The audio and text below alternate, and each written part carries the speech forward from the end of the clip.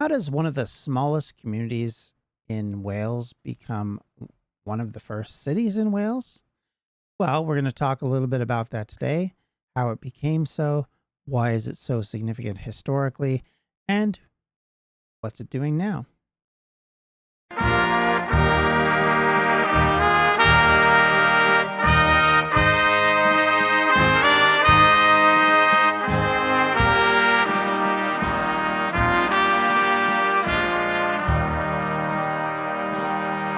Crioso, and welcome back to episode 251, Cathedral City. So, over the past year, we've talked a little bit about cities across Wales and some towns, and we've been giving you a bit of a description about them, their history, kind of how they became important and where they came from. And for the most part, they've been southern cities. This is the first time we're really going to delve into northern town slash city and go in depth on that and give you a kind of a concept about what is happening at this point in time for this community in the 1800s and how it's developed. It's one of the oldest cities in Wales, which is fascinating in and of itself, and just happens to be a cathedral city, which is the reason why it is considered a city. So we're going to be going, obviously, to the city of Bangor in northwest Wales.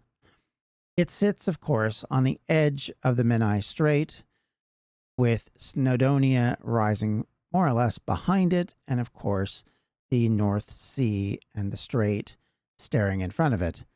The city itself has one of the longest continuous histories of any settlement in Britain, which covers from its early Iron Age all the way to today, as its heart and soul are based in Gwynedd. Even through Roman times up till today, this area has been important. So let's talk a little bit about its history and delve into what we do know versus what we think we know. Of course, it exists to some degree as a settlement before the Middle Ages, but we don't have a lot of ideas about it at that point. But what we do have is we do know that as the medieval period begins, we do get a settlement relatively quickly. And of course, that's important. Bangor's name itself apparently comes from an old Welsh word for a wattled fence, a bangor. It was considered to be an enclosure, usually found around religious settlements, which is why there's an association with it in this particular case.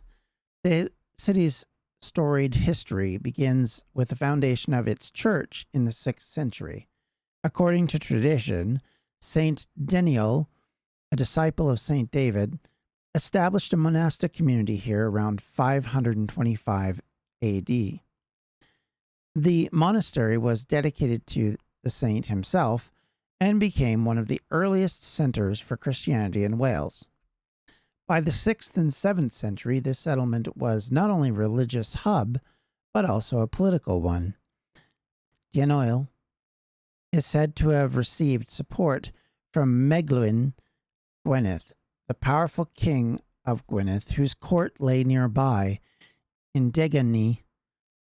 Gwynedd, remembered in the writings of Gildas, is a ruler of both mighty and sinful nature, saw Bangor's church as a means to strengthen his kingdom's spiritual and political authority. Keep in mind, this is the medieval mythological upbringing. We don't know how true most of the stories around this are, so keep that in mind.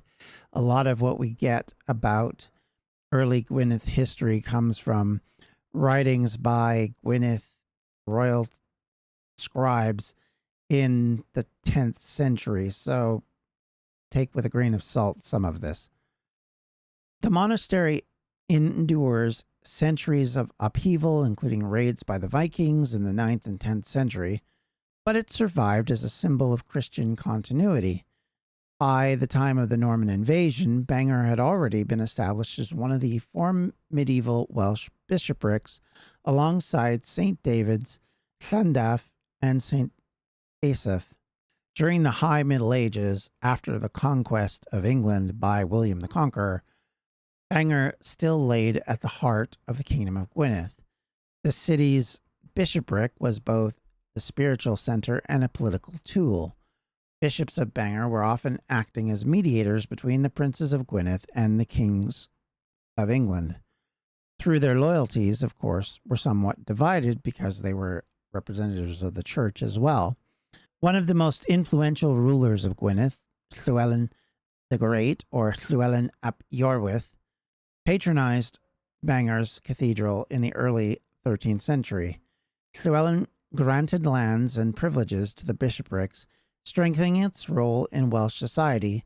He also sought to use Bangor as a symbol of Gwyned's authority, an expression, of course, of his status as prince, not only of the north, but increasingly all of Wales. So this is an area which has become incredibly important, not just because of its links to the powerful Gwynedd dynasty, but also the fact that it is one of two remaining Welsh bishoprics that actually survived the conquest. Obviously, Llandaff and St. David's has become part of the Marcher area, and it's only Bangor and Asaph that remain, to that point at least, clear of English dominance, and so still reflect the Welsh Celtic thought process of Catholicism.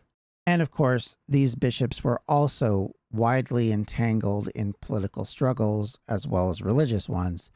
Bishop Egan, who served in the late 13th century, had to navigate the shifting power of Llywelyn ap Griffith, or Llywelyn the Last, and the encroaching power of King Edward I, and Bangor Cathedral, which had been rebuilt and been expanding during this period, stood as a witness to the tensions between the various native and foreign rulers.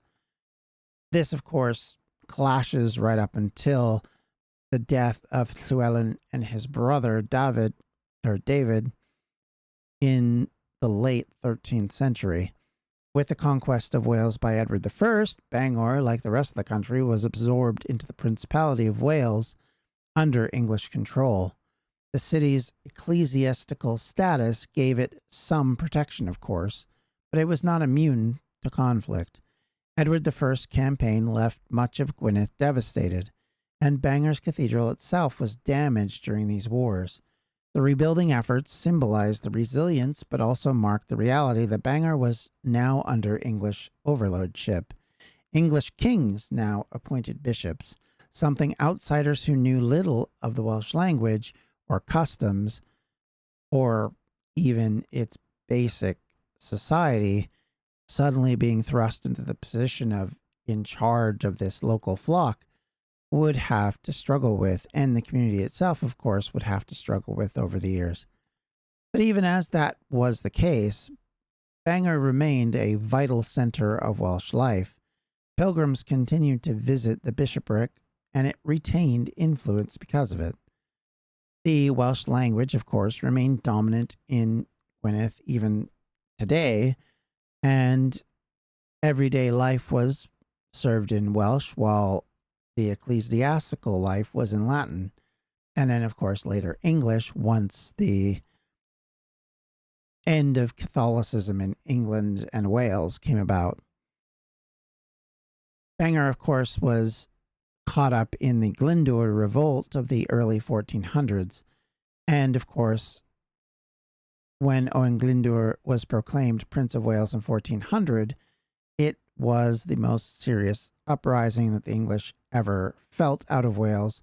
It was one of the most important and critical ones that could have overthrown the entirety of the English system.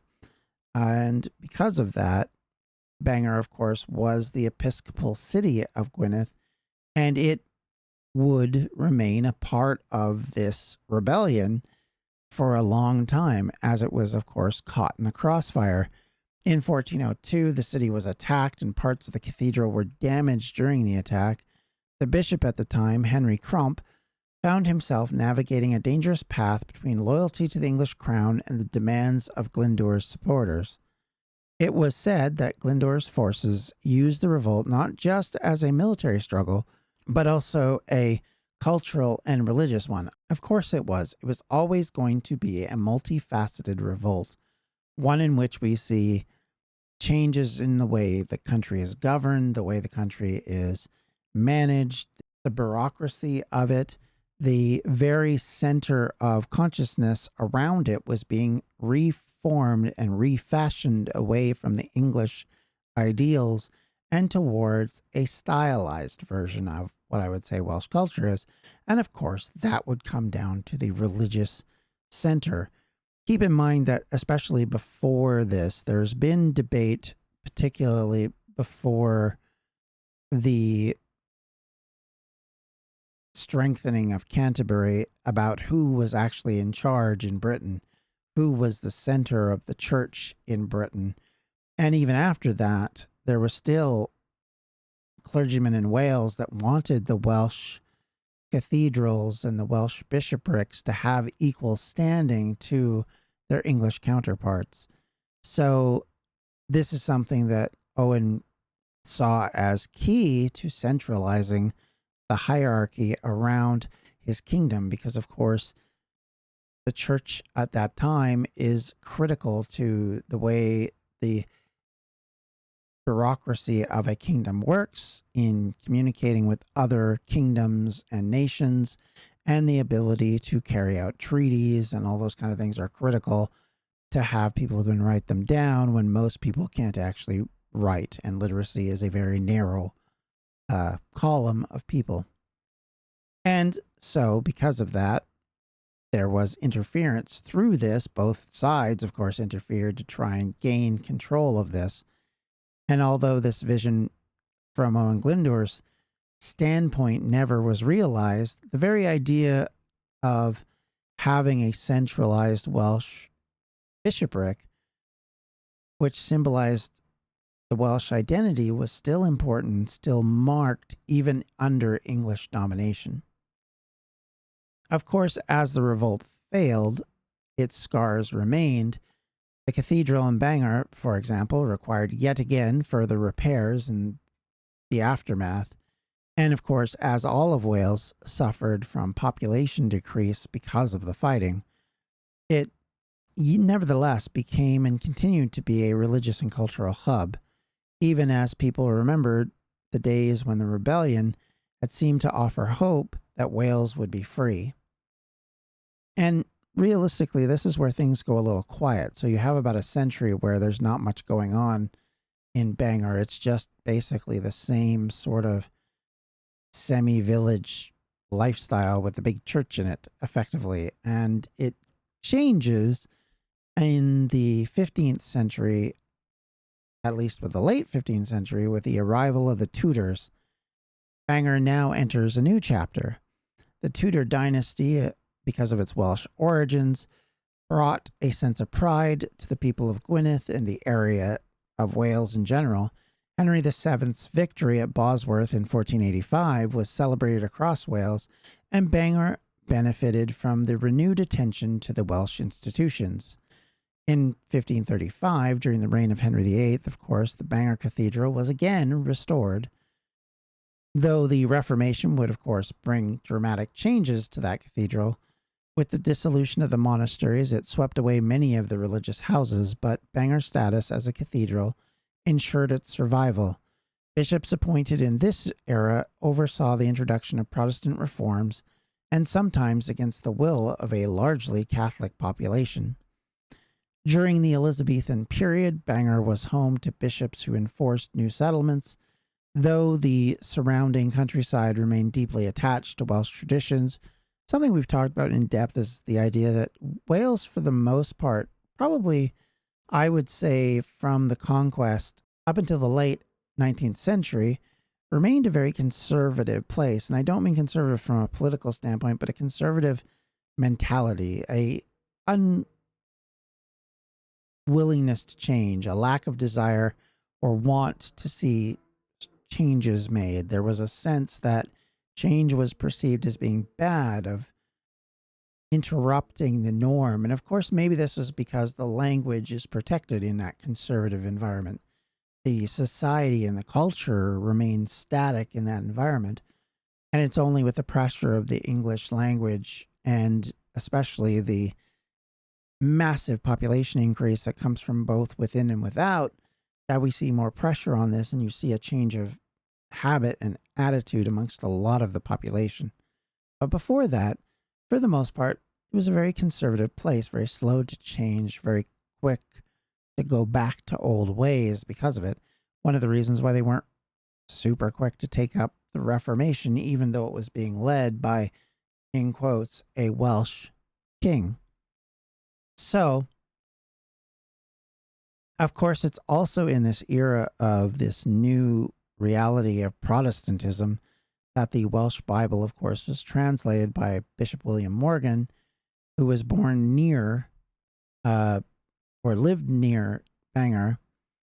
And in 1588, it helped to develop this profoundly shaped religious life in Bangor specifically, but in Wales in general, ensuring that Welsh remained the language of the pulpit, even as English became and remained the language of power. By the 17th century, of course, we have further turbulence with the beginning of the English Civil War. Wales was certainly not exempt. We've talked about this in the past. And the Royalists and Bangor were actually linked together. The cathedral and city once again suffered neglect and damage during these years, though not as heavily as other communities, and probably largely avoided some of the worst aspects of earlier battles that it was unfortunately involved in, as it was a direct marker along the way if you're going down the coast to get to the heart of old Kingdom of Gwynedd. In the 18th century, Bangor began to take on a more modern character. Its position on the Menai Strait gave it a strategic importance. So, too, did the growth of slate quarrying in nearby Bethesda and Llanberis, which this also helped shape the economy. Bangor suddenly became a commercial center for these industries, and because of this, the town's population steadily grew. Women, as well as men, played roles in that particular story.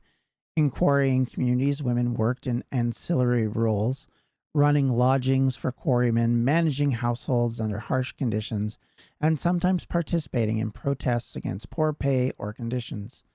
Their voices were harder to trace in the historical record, but they were still vital to the survival of families and communities that sustained the town's growth.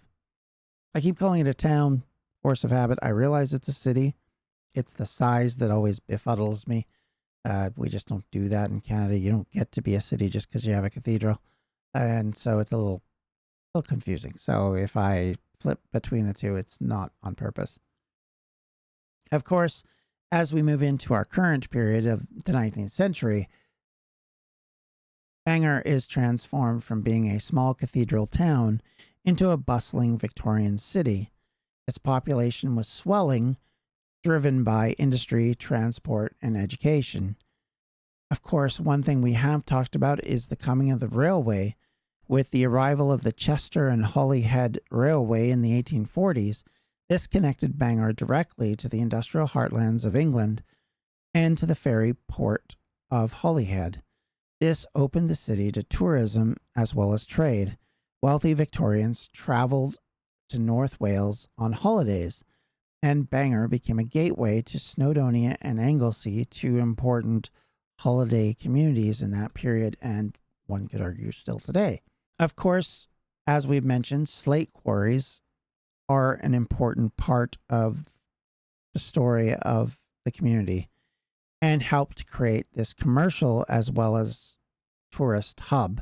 It acted as a point to, much like Cardiff did in the south, where it became sort of a port area where you could maneuver things through the surrounding ports, and especially Liverpool being so close.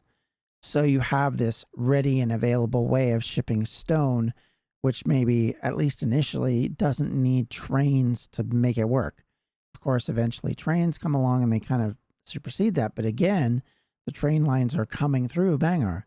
So Bangor remains a central point for all of this. And so all of the quarrying that's being done in various places across the Llŷn Peninsula and in the rest of Gwynedd are funneling down into this area and then going further from beyond there. And you'll notice along the northern edges of Wales, in places like Caernarfon, in Bangor, in Wrexham, they all become, and Wrexham a little less because it's not quite on the edge, but it is a major hub. They become important because of the links to rail and because of the links to the greater world. So all of these places start to grow exponentially to match that. Of course, with all of this and with all of this massive change in commercialization and, of course, in tourism, there becomes conflict. The Penrhyn family dominates the economy because of their control of the quarries. And so, of course, there's disputes that are happening with workers. Talked a bit about how strikes are happening across all of these areas at different times. And of course, slightly past where we're at now, there becomes what's called the Great Strike from 1900 to 1903, which shows that the seeds of unrest that were being built up in the late 19th century were growing to the point where they were going to have a massive outburst. So even as this is going on, of course, Bangor becomes a center for learning. And in 1884, the University College of North Wales was founded in the city. It is one of the constituent colleges of what would then become the University of Wales. The college was the result of a national movement supported by donations from working class people across Wales who saw education as a path to empowerment. The presence of the university transformed Bangor yet again from being just a religious city or a commercial city or a tourist city into a city of students, attracting academics and intellectuals to the community and, of course, increasing the debate around it. Of course, religious life remained vibrant into this period. The cathedral continued to serve as a seat of the bishop, while nonconformist chapels were springing up across the city and, to be fair, across North Wales. And these chapels themselves were often centers not only for worship, but also political radicalism, as we've talked about. In fact, Bangor becomes a center for a lot of commentary about various issues that were going on in the day. And because of this, there was a lot of debates about disestablishment, labor, education, and, of course, temperance that are growing concerns and angst in these communities. Now, we've talked about the city as a whole, but now let's talk about a few examples from the 19th century of people who had significant contributions.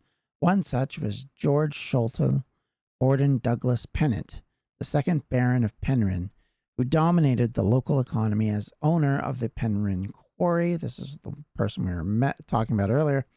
And his resistance to labor organization, of course, makes him a controversial figure, admired for some by his paternalism and willingness to give back to some people, but is, of course, despised by others for his intransigence to labor. On the other hand, we had figures like William John Perry, the quarryman leader who later career politician who grew up near Bangor and became a voice for labor rights in the area. His career exemplified the rising political consciousness of the Welsh workers in this period of the 19th century. Women, of course, also played a part in Bangor's civic life in this period. Middle-class women were often active in philanthropic work, supporting schools, hospitals, and chapels. The university movement in particular drew strong support amongst women fundraising societies. Although they were excluded from formal politics, of course, their influence, as we mentioned in the last episode, were keenly felt in education and welfare. By 1899, at the end of our discussion point, Bangor has been transformed from its origins as a Celtic monastery to its role as cathedral city of Gwynedd. From the fires of Glyndwr's revolt, the slate-fueled boom of the Victorian era, it has always been a place of resilience and adaptation. And at its heart stands the cathedral, which linked it from its development in the past back to the kings of Wales all the way to the modern day. And it, at its heart, is a link to a lot of what's going on in the 19th century, that the mass of labor movements, the change in population, the change in religious worship, and how various sides are taking position on the issues of Welsh language and education and higher education in Wales. And Bangor becomes a central point to that. Bangor today still has the university there, and it is still a fantastic institution, and it has a lot of pride built up into it because of its history, and it is developed into something important to the community that goes beyond just being a cathedral city or a port or even a tourist community as it is quite so frequently now. Bangor has become far more than what it was, and yet at the same time still leans into its past because it has so much of it. And I think if we could peel under the layers of city and town and community, we would probably likely find, much as often happened, that there was probably Roman remains where there may have been a Roman temple or possibly an Iron Age Celtic worship site. Because typically, religious communities, especially in the early Middle Ages, were founded in areas where there already was a worship center. It makes sense, right? As the Christianity is coming in, it wants to supplant the local religious movement. The best way to do that is to take up a residence where those communities already are worshiping. It's a lot easier to go to the local Christian church if it was just a while ago, a temple to, either a Roman or a Celto-Roman god, or, going in even back to the establishment of the Romans in the early 1st century CE, you have this whole thing with probably them doing very similar, where they supplanted the local Celtic gods, whomever they may have been, and in that period developing a Roman-centric idea. I think at the end of the day, it makes perfect sense that this area, which has been settled for close to 1,500 years, is likely going to have been settled long before that. And even though we don't have the records of it or necessarily the understanding of it, I think it's pretty obvious that it very likely had it. It was a very well-positioned place. So with all that said, as always, if you want to get in touch with me, you can do so at the Welsh History Podcast at gmail.com. If you have any questions, comments, or concerns, one of the other ways you can do that is reaching out to me on social media. You can usually find me at Welsh History Pod, or you can find me on places like Facebook at facebook.com/Welsh History Podcast. If you'd like to help out the podcast financially, you can do so at patreon.com/Welsh History. Thank you everyone for listening or viewing, however you've taken part, and we'll talk to you later. Take care. Bye-bye. Welsh History Podcast is a member of the Evergreen Podcast Network. To find more information on them, you can do so at evergreenpodcasts.com. Thanks for listening.